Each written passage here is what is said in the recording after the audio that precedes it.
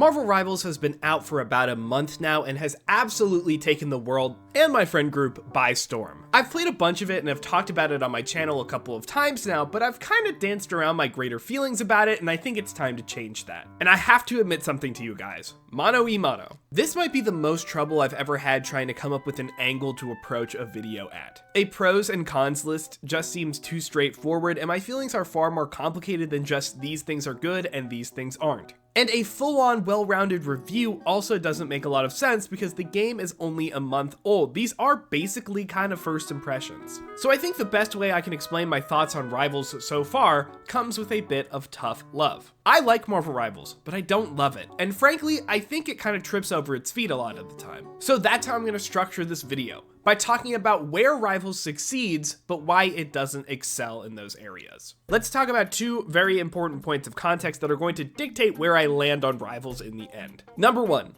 it would be reductive to talk about Overwatch too much in this video, but it would also be wrong not to. Overwatch is the hero shooter, and Rivals has definitely taken lots of inspiration from it. There are areas where Overwatch shines and Rivals doesn't, so taking a look at where things differ, I think can offer interesting analysis. Not that they always have the same goals in all prospects, but ignoring Overwatch would be like ignoring CS when talking about Valorant. There's just too much shared DNA. Number two, Marvel Rivals is a game that is supposed to be played for a long time. For live service games to hook me for that longevity, I need to be able to see that my time with it won't be stagnant. Personally, I want to learn and improve and dive into the minutia of games. If I don't like where the game goes or plays at higher levels, and I don't feel satisfied anymore after playing it for a while, it doesn't matter how fun the initial impression is, I won't want to keep playing. If it feels like I'm super critical of aspects that might seem like future problems, it's because I think it does matter now.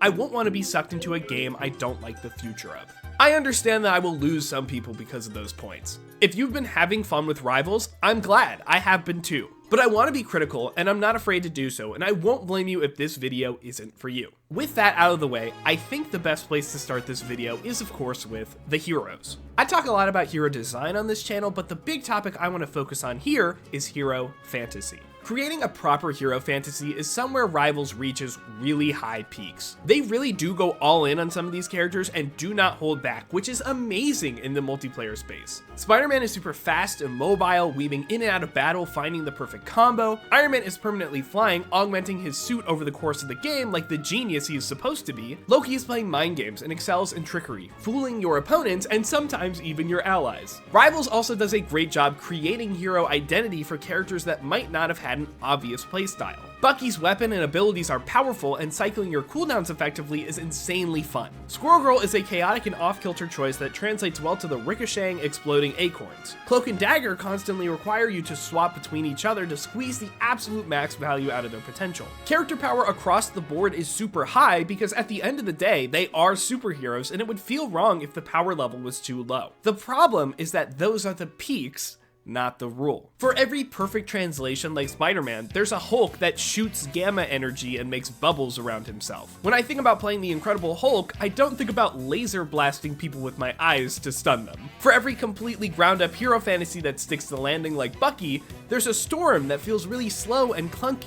What's the point of a flying character when I have to be super close to my grounded teammates in order to give them buffs? And even though character power is really high, oftentimes I don't feel like a superhero even though my character and their abilities are very strong. I think the best way I can explain this point is to look at Doom Eternal. The Doomslayer is an absolute unit of a man. He strikes fear into everyone just from being around them.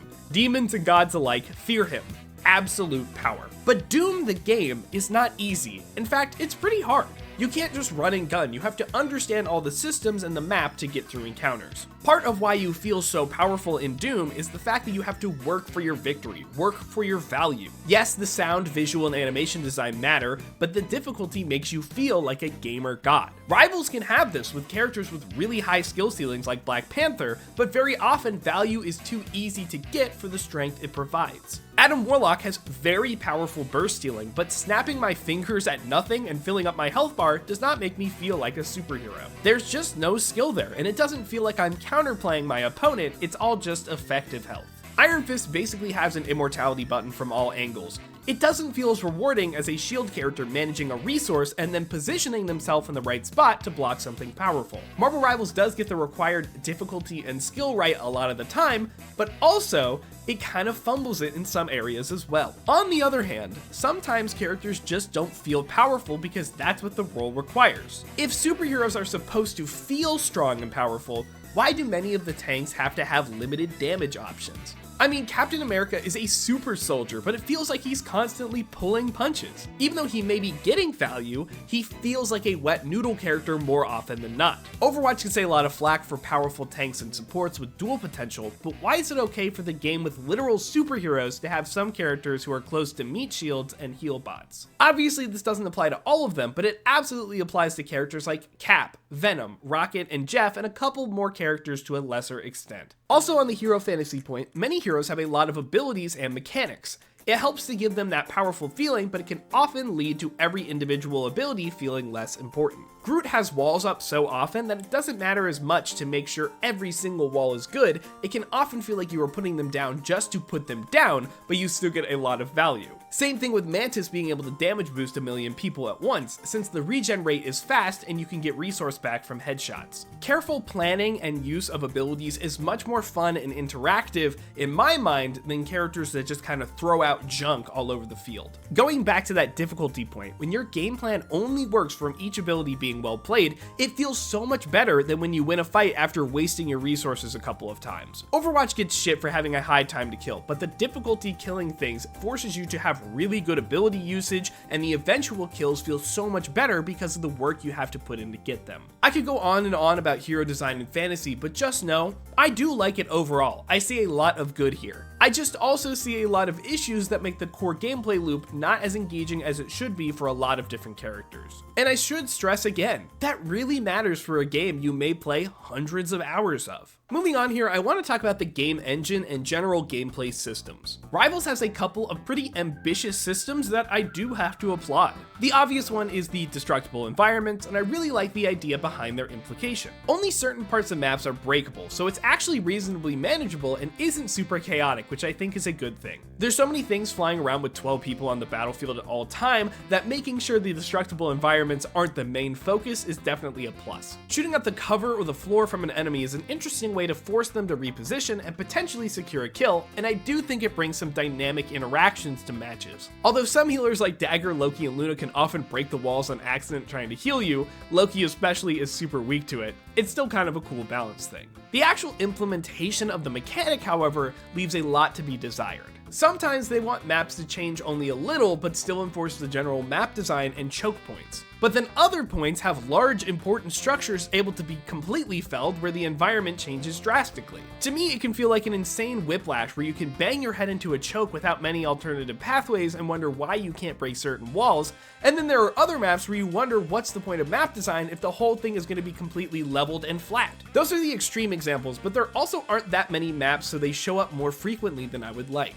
And side note, since there are so few maps, there is no system that prevents maps from being played multiple times in a row, and it is just not very fun to queue into the same map twice, even 3 times in a row. On the destructible environment still, the way they awkwardly come back by deleting all the terrain and then reinstating it not only feels random, but it can be hard to tell when the surfaces are actually standable, so you might just fall through them or try and hide behind them and still get shot. The idea behind the Destructibles is cool, but in practice, I find it more annoying than it is interesting. While we're on the topic of maps, let's talk about the special map mechanics. This is another area where I have to say I respect the hustle, because the maps do feel very different from each other even when they have the same theme. Overwatch only ever made jump pads, cars, and low gravity, so it's interesting to see and interact with so many new unique mechanics. With that being said, I think the ones we have so far range from inconsequential to absolutely annoying. Wakanda, Hell's Heaven, and Clintar, none of which were in the beta by the way, all have these unique mechanics and I do not like them. Wakanda has the special effects like the random fire, which is basically nothing. The floaty sections are kind of interesting, although the high grounds you can use to get to them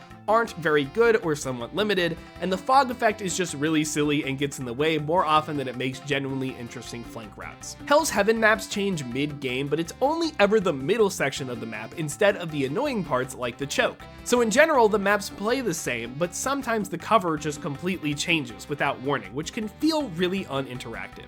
And Clintar has the tendrils that activate if you shoot them, which are somewhat cool, but with the chaos of this game, they can basically activate randomly, which can mess you up even if no one really meant to do it. Overall, I don't like how many of them feel random and hard to properly utilize, even if they aren't actually random. They feel a lot more like obstacles than they do tools, and I don't find them to be fun to play around. If there was any way to make them more consistent and easy to read, especially the changing maps, I think I would like them, but for now, not my favorite feature.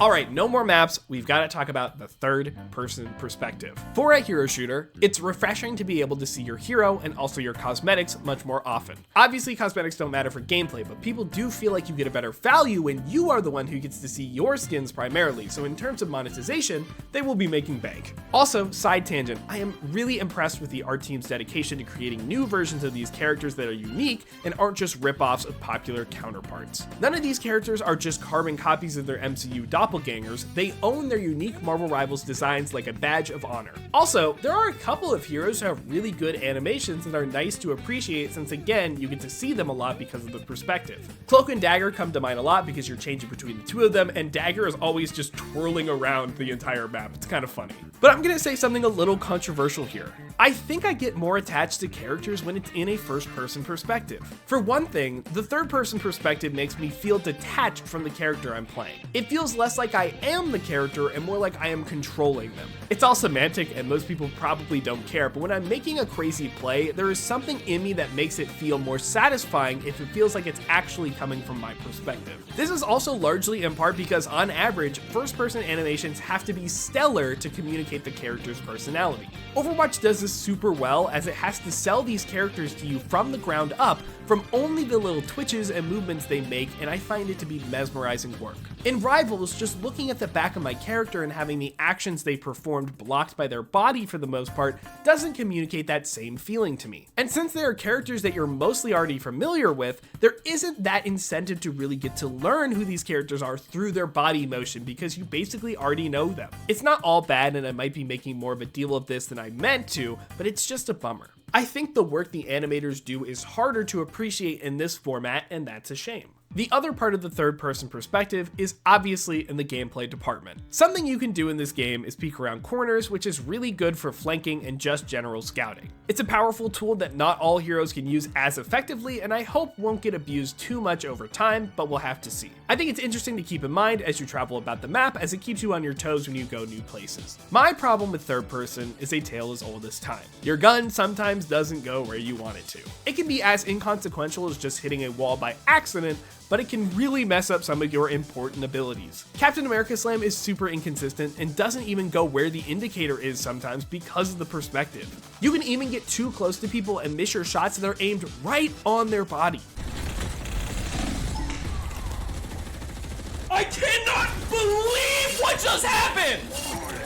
For melee characters, you have to aim to the right of your opponent in order to hit them reliably because of the over-the-shoulder cam. I understand that this is just the nature of third-person games and it is a skill to master, but it's frustrating. Why shouldn't my ability go where the game is telling me that it is? Having to compensate for it isn't an engaging skill to me, and the worst part is that there is no fix. This is just how third-person games work. For my money, it's annoying enough to be a general negative. While we are in the engine section, I do want to gush a little bit about how cool Strange Portal is. I understand that Valve did it with Portal 2 decades ago, but for this to exist in a multiplayer server-based chaotic video game and not melt people's graphics cards is insane. There is so much cool combo potential, so many interesting plays you literally cannot count them. Absolutely bravo for the fact that it's in this game, it's really a miracle. I wanted to talk about how cool that was because otherwise it feels like this game is held together with bubblegum and scotch tape. I don't want to harp on the advantages higher FPS gives you, because that is just an insane thing that I'm sure we all know about at this point, but just in general, I don't like how this game handles weaker connection / lower FPS. To be honest with you, I don't know exactly which one of these is causing it. It might be a combination of both, but certain people will move at lower FPS, sometimes effectively teleporting from one place to another. This actually makes it harder to pin down where they are, especially for fast characters, and can honestly feel unfair to play against. It doesn't even matter what your FPS or connection is, it's a player by player basis. It can be very jarring fighting someone who's moving fine and then swapping to the next who is stuttering around. It makes the game feel less responsive and generally less fun, because it is not an uncommon occurrence. Speaking of the game feeling less responsive, the rules about how actions get cancelled in this game are kind of all over the place. Some knockbacks have a stun attached like Wolvie Jump, yet Thor Fly doesn't. Some abilities have strange additions, like Spidey Uppercut also being a stun and beating other stun abilities like Bucky Charge. What? Many ults can't be cancelled at all, which is just really annoying and uninteractive, but the ones that can have different ult retention. Some ults lose all of it, some lose half, some don't lose anything if cancelled early enough. A lot of times when you go to cancel something, it can feel like rolling the dice about how the interaction is going to play out. Maybe this will become a little clearer in time, but right now I have yet to understand all the rules when it comes to this. The problem is more so that they aren't clear rather than the specifics of the interactions. If there were better visual indicators and a little more consistency, I would have no problems here. My final topic in the actual gameplay realm revolves around higher level play and getting better at the game. I used to play a lot of TFT, and I really liked the initial learning curve as it felt fun at every step of the way. But I eventually hit a point where I couldn't just play whatever random silly comps came my way, and I had to start playing around what was meta at the time if I wanted to continue to win. This wasn't necessarily a problem, but the strategies I had to use in order to continue optimizing were no longer as engaging to me.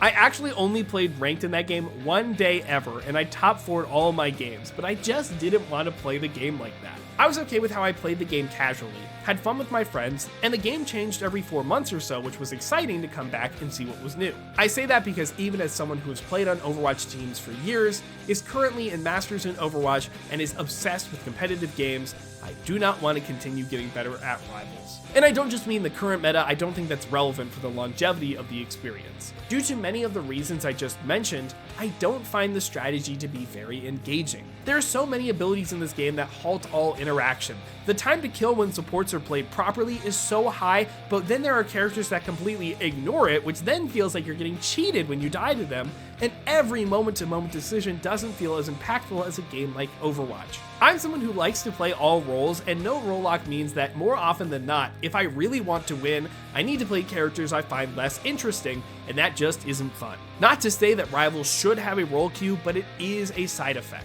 I got to gold to get my Moon Knight skin, and I just stopped. I was on a pretty high win streak. I've had a lot more fun just insta-locking Panther in quick play than I have getting stuck in Mantis jail. I'll give it up to Rivals for adding hero bands at the higher ranks, and I considered playing more just to try them out, but 1, I tried them in the tournament, and 2, I just did not want to play any more ranked. I was not having fun. And to me, not having something to want to work towards really hurts my overall enjoyment of a game. I don't want to play ranked, I'm out of achievements, and the seasonal missions and battle pass have been done for weeks at this point. I'll probably play at the beginning of seasons, but I haven't really wanted to play that much on my own anymore. I don't see myself being strapped in for the long term like I should with a live service game like this. You know, I could probably go on and on and on. I was gonna do a whole segment about how it sucks that the game is easy to data mine so you know everything ahead of time, but I think I've said my piece. After all of that, I do want to make it clear. I like this game. I just don't love it. I'm playing it, I'm having fun, I'm excited to see how the Fantastic Four turn out, but this is not going to become my game. Don't worry, I'll still talk about character design, especially for the new ones, but overall, I just like Overwatch more. I think it has better legs to stand on. It's no surprise, obviously. I've been playing it for 9 years. What do you expect from me? I'm still gonna play Rivals, and I will still enjoy it for what it is. A fun game to mess around with from time to time with my friends. I'm gonna eat my cake, and then also my other cake that doesn't taste as good to me, but you know, it's still a cake. I can't complain. So thank you guys for listening, and I wish you luck in your Marvel Rivals adventures going forward. And of course, if you like this video, please subscribe, but also leave a comment. What are your initial thoughts on Marvel Rivals? Do you think I'm the biggest dumbass on the planet, or do you actually somewhat agree with what I think? And if you're trying to skill check me, please check out my streams at twitch.tv/LaneHemingway. That's Tuesdays, Thursdays, and Saturdays. I've been playing a lot of Rivals on stream, but also Overwatch, and doing general discussions that sometimes get posted to this channel. And if you want to join in on all things Overwatch, Rivals, or Lane Hemingway, join my Discord down below to keep up to date with all of that stuff. All right, thank you guys so much for watching this one, and please, as always, have a good day.